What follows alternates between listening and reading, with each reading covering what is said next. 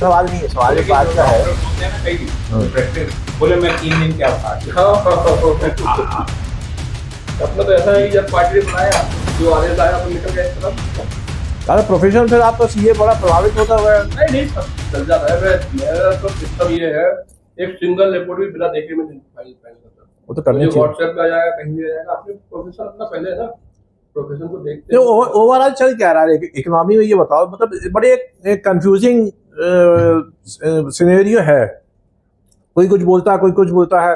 अखबार का व्यापार पेज उठा के कई बार वो बड़ा एक ऑप्टिमिस्टिक फिगर बता देगा, दूसरे दिन पता चलेगा कि बड़ा निराशाजनक हो गया। फ्रंट पेज पे एक न्यूज रहती है कि देश से इतना पैसा निकल गया, पीछे आ रहा है इतने आईपीओ आ रहे हैं। आज आ गया कि इतनी रिकॉर्ड कारें बिकी है मई में, जीएसटी कलेक्शन रिकॉर्ड टूट गया है। तो कुछ आगे समझ में नहीं आ रहा ना भैया। आप एक चीज बताओ मेरे को, इकोनॉमी को आप किससे अंदाजा? नहीं, इकोनॉमी का भाई देखिए, इकोनॉमी एक तो दिक्कत क्या हो गई आजकल, हम लोगों को फीडिंग बहुत है। पहले तो कुछ था नहीं, पहले तो किराने में जाने के भाव आदमी पढ़ लेता था। आजकल तो इतनी फीडिंग है, टीवी से, इलेक्ट्रॉनिक मीडिया से, फेसबुक से, तो उसके कारण क्या हर आदमी एनालाइज करने लगा। जब ज्यादा लोग एनालाइज करते हैं तो पानी को इतना ज्यादा हिला दिया कि बहुत सारा जो है कचरा भी सामने आ रहा है। अब दिक्कत क्या हो रही है, मेरी बात सुनो, दिक्कत क्या हो रही, जो गंभीर टाइप के लोग हैं या तो उनसे ये बात सामने आए। पॉलिटिशियन ने अगर कुछ बोल दिया, पत्रकारों ने कुछ बोल दिया, तो उससे क्या होता है, समाज में बड़ा भ्रम की स्थिति पैदा हो जाती है। बीच में ये उड़ गया पेट्रोल का क्राइसिस है तो लोग पेट्रोल भराने पहुंच गए। इवन यानी लोग अपने घर में गल्ला स्टॉक करने की स्थिति में आ गए थे 1 महीने 15 दिन पहले। तो ये कुछ समझ में नहीं आ रहा ना। आप ठीक है, मतलब राजनीति तो एक अलग बात है, पर बीइंग ए चार्टर्ड अकाउंटेंट अपने इन चीजों को बारे में कुछ समझ में नहीं आ रहा। आपने खुद बताया ना 1,94,000 करोड़ का जीएसटी कलेक्शन हो गया, गाड़ियां बिक गई इतनी, यहाँ ये हो गया। आज हम देश की चौथी अर्थव्यवस्था में पहुंच गए विश्व की। कमल भैया हम आपको बताएं, व्यक्ति जो है ना एनालिसिस करने के सबके अलग अलग तरीके हैं। मैं प्रैक्टिस करता हूँ रवि भैया, और आपने भी देखा है जब कांग्रेस में बजट आता था ना, 10,000 रुपया एग्जाम्पल में बोलती थी, तो आम आदमी जो होता था ना बोलता था, अरे भैया बहुत फायदा मिल गया, बहुत फायदा मिल गया। अब आप देखो इकोनॉमी क्यों नहीं बढ़ेगी जब 12 लाख रुपए तक कोई टैक्स नहीं लगेगा आदमी के ऊपर, कहीं कुछ नहीं होगा, तो आदमी तो अल्टीमेटली वो है टैक्स में पैसा नहीं हो तो वो खर्च करेगा, उसके हाथ में हो तो वो खर्च करेगा। एक और बड़ी खास बात मैं बता रहा हूँ, मैं हर साल के बजट को बड़ा माइन्यूटली, जब से मैंने होश संभाला देखता था, उस समय हम पेन और पेपर लेके भी बैठते थे और लिखते थे किसमें हमको फायदा हो रहा है, किसमें नुकसान है। परंतु मैंने देखा कि हमारी ये जो भाजपा की सरकार मोदी जी के नेतृत्व में आई, मैं ये बोल रहा हूँ, मुझे इसमें कोई संकोच नहीं है, इन्होंने टैक्स कभी बढ़ाए नहीं, हमेशा टैक्स घटाए। इन्होंने एक चीज जो बहुत अच्छी की कि जो टैक्स चोरी के जो लूप होल थे उसको बंद किया, और उससे रेवेन्यू जो 5 से 6 लाख करोड़ आती थी मनमोहन सिंह सरकार में, अब ये लगभग 24 लाख करोड़ रुपए पहुंच रही है।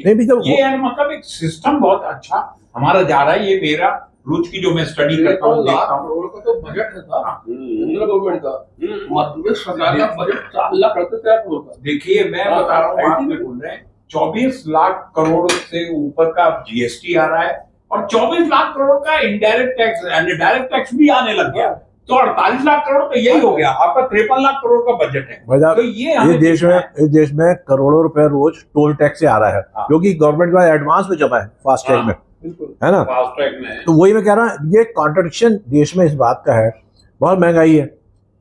कॉन्ट्रेरी आप देखिए जबलपुर जैसे, जिसको अपन बी क्लास शहर कहते हैं, यहाँ भी लोग 300 रुपए की टिकट खरीदते धुरंधर देख रहे हैं। पहले हम लोग के जमाने भी 8 आने 12 आने 5 रुपए की टिकट होती थी। जबलपुर में अभी आप देखिए पिछले 4-5 साल में इतने मतलब फूड सेंटर खुल गए, हर गली में आप देखो रेस्टोरेंट खुलती चली जा रही है, कुछ बंद भी हो रही है नो डाउट। ऑटोमोबाइल के शोरूम कितने खुल गए, हाउसिंग सेक्टर डेवलप हो रहा है। उसके बाद भी एक प्रोजेक्शन ये होता है कि नहीं, आदमी जो परेशान है, महंगाई है, बेरोजगारी है, फिर एक दूसरा पिक्चर दिखता है। देखिए जॉब कहीं ना कहीं श्रिंक हो रहे हैं, गवर्नमेंट के जॉब तो श्रिंक हो रहे हैं, गवर्नमेंट आउटसोर्स भी कर रही बहुत सारे, प्राइवेट सेक्टर में जनरेशन भी हो रहा है। और हिंदुस्तान में लोगों की आदत, जॉब का मतलब सरकारी नौकरी है, ये मिथ दूर करने की बहुत बड़ी जरूरत है। मैं आपको सही बताऊं, जब बजट आता था जैसे मैंने पहले बताया, और तो परसेप्शन कैसे बनता है, आज भी बजट आता है 140 करोड़ की संख्या कैसे, कुल 6 करोड़ लोग टैक्स पेयर हैं। हाँ, वो तो कुल 6 करोड़, और वो 6 करोड़ में से 6 करोड़ में भैया बाकी जो 134 करोड़ है ना, वो चिल्लाते रहे बजट गड़बड़ हो गया, बजट गड़बड़ हो गया, बजट गड़बड़ हो गया, कुछ नहीं मिला, कुछ नहीं मिला, कुछ नहीं मिला। अल्टीमेटली देश जो है ना आज ना, सिर्फ विकास की बात में तो चलो भाजपा में हो, चलो ठीक है, हर आदमी तक घर की बात हो, गैस चूल्हे की बात हो, सिलेंडर की बात हो, जो जो आदमी के जीवन को ऊपर उठाने के लिए। आप मैं जब यहाँ जबलपुर आया तो मैंने 2 साल बाद एक साइकिल खरीदी। तो साइकिल पे बैठ के भैया फोटो खिंचाई मैंने, मेरी स्टूडियो वगैरह था बल्ले बाग में, और 750 रुपए की साइकिल खरीदी, और बड़ा मतलब खुश हुआ कि साइकिल खरीदी।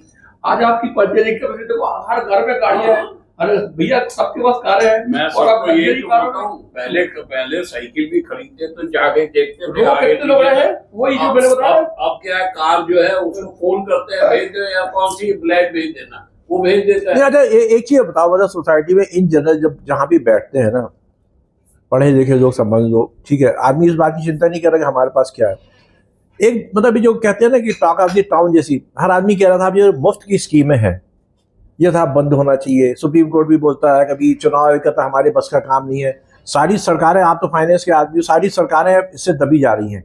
कहीं तनख्वाह नहीं बढ़ रही किसी स्टेट में, कभी कोई मिनिस्टर कह रहा है हम लोग अपनी तनख्वाह छोड़ रहे हैं, तरह तरह की बात है। लेकिन इसके बाद भी अगर हम 1500 रुपये देने वाले को क्रिटिसाइज करते हैं तो हम 3000 रुपये का वायदा कर देते हैं। तो जो भी नई सरकार, नहीं एक मिनट, जो नई सरकार आ रही है, ठीक है, वेलफेयर स्टेट होना चाहिए, डेमोक्रेसी है, जनता के लिए ही होना चाहिए। राजे महाराजाओं के जमाने में तो अकाल आया तो उन्हें अन्न बंटवा दो, राहत कार्य करवा दो, हर सरकार को, इंग्लैंड अमेरिका सब जगह सब्सिडी मिलती है। पर आपको ऐसा नहीं लग रहा कि उसके कारण से हमारी पोटेंशियल वर्कमैनशिप जो है वो खत्म हो रही है? नहीं, हाँ। मैं बताऊं, 1500 रुपये महिला को देते हैं, वो महिला उस पैसे को अपने बच्चों की पढ़ाई में, घर का खाना में, खर्ची में, सब्जी में, दुनिया भर में खर्च करती, और वो पैसा फिर जो कहाँ होता है, फिर मार्केट में रोटेट। बिल्कुल ठीक है। और जो जीएसटी कलेक्शन है 1 लाख उतना बड़ा ना, नहीं अब देखिए, ये तो ठीक नहीं, ये बात बिल्कुल सही है। होता है कि उसके अलावा भी कई स्कीम्स हैं जो उसकी अगर फ्रीबीज बंद कर दें, या तो उसके बदले में काम करा लें, क्योंकि ये तुमको हफ्ते में 5 दिन काम करना पड़ेगा। मनरेगा में क्या किया है आपने? मनरेगा का जो नाम बदला है तो बीबी राम जी जो लाए हैं, क्या गिल लाए हैं वो? मनरेगा में पहले क्या होता था, तालाब खोदा फिर बंद कर दिया, उसी का पैसा।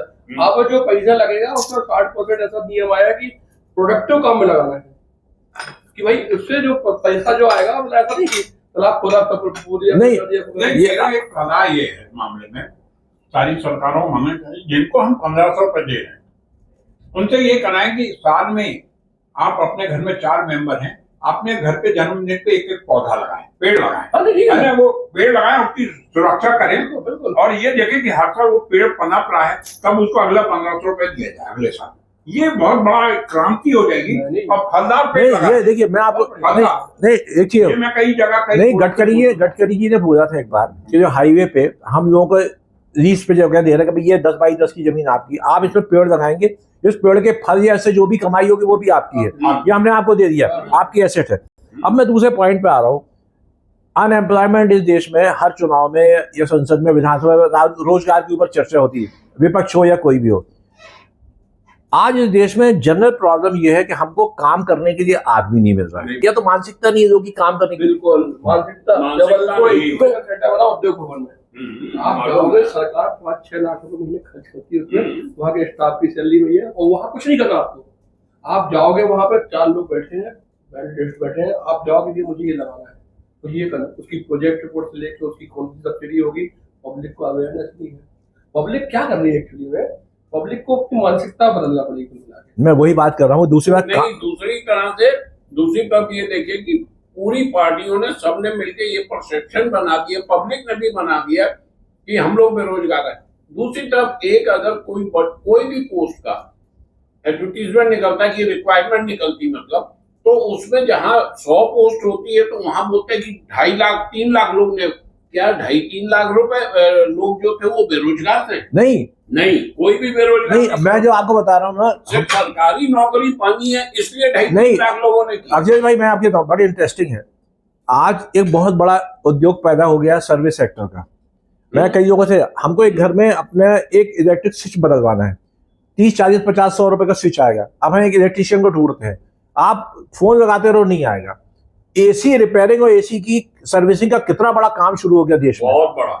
यानी सीजन जैसे शुरू होता है, मार्जिन की डिमांड है, वो घर में आते हैं, अर्बन क्लैब जैसे अर्बन क्लैब टॉयलेट साफ करने का काम हो गया है। साफ करने वाले तो मेरा कहना है कि यूएस वगैरह में जो अपन बात करते हैं यूरोप, उनके यहाँ काम की शर्म नहीं है। अगर मैं झाड़ू लगा रहा हूँ किसी होटल में काम कर, जो अपन कहते हैं भाई हमारे नेता वहां पढ़ते थे और वेटर का काम करते थे, बड़े बड़े फिल्म स्टार कहते हैं सिंगापुर में वेटर थे। आज मेरा कहना है कि हमारे जो इस मिथ को दूर करना बहुत जरूरी हो गया है कि आप काम करो तो उसमें शर्म नहीं है। अगर मान लो मैं यहाँ बैठा हुआ, मुझे कोई काम मिल रहा है, मैं 2 पैसे कमा रहा हूं, तो मैं ये सोच लो यार मैं फला काम नहीं करूंगा, मैं आज जबलपुर में ये नरेश भैया बैठे, इनके पास 5 गाड़ियां हैं, इनको 6 ड्राइवर चाहिए, इनके पास 4 ड्राइवर रुकते नहीं, एक आता है छोड़ के चला जाता है। आज ड्राइविंग सीख ले कोई आदमी, 10 से 15 हजार रुपए आराम से मिल रहा है हर जगह भैया, नॉन स्किल और स्किल दोनों की। मैं वही बात कर रहा हूँ। सीखो कमाओ ये वजह चाहिए, भी आप सीखो और साथ में आपको स्टाइपेंड मिलेगा।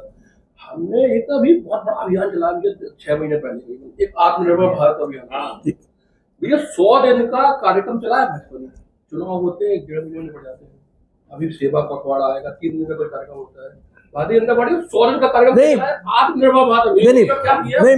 नहीं, मैं आपसे पूछिए, मेरा कहना है ये अपन बात खत्म कर रहे हैं, आर्थिक वाली बात करते हैं, देश की आर्थिक स्थिति कहाँ, ये कहीं ना कहीं हमारा कहना नहीं, अब अपन राजनीतिक बात कर रहे हैं, सामाजिक, कहीं ना कहीं ना हमको लोगों में वर्कमैनशिप डेवलप करने की बात होना चाहिए, ठीक है ना। लोग कर रहे हैं ना, वो ये जो बता रहा कि प्रशिक्षित कर रहे हैं लोगों को, ये कर रहे हैं, लेकिन लोगों को खुद में अवेयरनेस लाना पड़ेगी ना।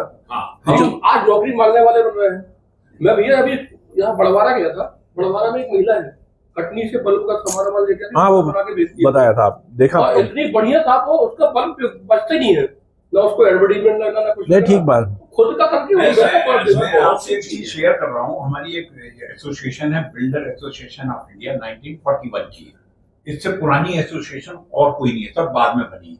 उसमें चंद्रबाबू नायडू ने एक बहुत अच्छा काम किया था आंध्रा में, हमारी यहाँ एसोसिएशन ने। उन्होंने लगभग 160 एकड़ जमीन दी थी और सारे कॉन्ट्रैक्टर का 1% इसमें काटना शुरू किया, और एसोसिएशन के थ्रू वहाँ पे स्किल डेवलपमेंट का काम चल रहा है। वही वहाँ मेसन प्रिपेयर हो रहे, इलेक्ट्रिशियन, ठीक बात है। सब कुछ टैक्स वाली बात करते हैं कि 1% जैसे ट्रांजैक्शन टैक्स ले लिया जाए बैंक से, तो क्या वो ज्यादा अच्छा है या ये जो चल रहा है वो? ये अपन चर्चा करते हैं, आज ये जाने जल्दी है इनको। धारणा ये कि बहुत सारा टैक्स है, जो आप बोल रहे हैं 6 करोड़ लोग टैक्स है, हम बोलते हैं ओनली 1 टैक्स होना चाहिए। अगर मैंने इनकम टैक्स दिया है, इनकम टैक्स का रेट और जैसे भी करना करें, उसका मैं अगर गाड़ी खरीदने जाता हूँ, मेरा 30% टैक्स देने के बाद मैं गाड़ी खरीदता हूँ, तो उसमें 18% या 28% लेते हैं। उसका इंश्योरेंस कराता हूँ तो उसमें पैसा लगता है, उसको अगर रोड पे आते हैं तो रोड टैक्स, ठीक बात है। उसके बाद टोल। हमको एक टैक्स होना चाहिए, जो बाहर विदेशों में बहुत सारी कंट्री, हाँ ठीक है, वो जब मैं टैक्स दे चुका हूँ उस पैसे के टैक्स देखिए, ये हम यहाँ बहुत बड़ी, आप कब लौटोगे? इसमें सुधार तो ठीक है, देखिए बहुत बहुत धन्यवाद आपको। आपकी स्थिति देश की और अच्छी और डिफेंस और अच्छा हो, ये नहीं चलो ठीक है, अच्छी